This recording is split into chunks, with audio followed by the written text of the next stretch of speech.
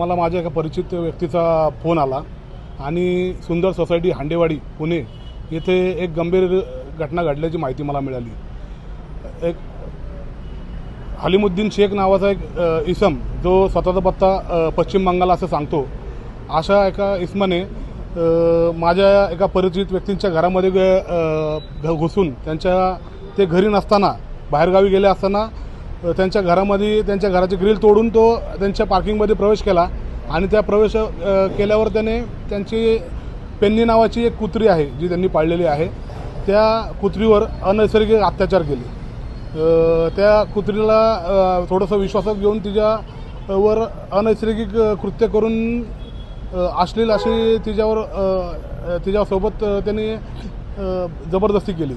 आणि ही माहिती जेव्हा हे लोक गावावरून हे कुटुंब जेव्हा गावावरून परतले तेव्हा शेजारी सांगितले 2 दिवस तुमची कुत्री या ठिकाणी रडत होती, इवळत होती, तर तुम्ही काय झालं तिला एकदा बघून घ्या म्हणून यांनी CCTV जेव्हा तपासले तेव्हा त्या CCTVमध्ये त्यांना हा मुलगा हे गैरकृत्य करताना सापडला। आणि ती बातमी जशी आम्हाला कळाली तसे आम्ही शिवसेनेच्या वती सर्व पदाधिकारी त्या ठिकाणी पोलीस स्टेशन ठिकाणी पोहोचलो आणि त्या मुलाला पोलिसांच्या ताब्यात दिलं। तेव्हा त्या इस्मानी हा गुन्हा कबूल केलेला आहे की त्यांनी हे कृत्य केलेलं आहे म्हणून।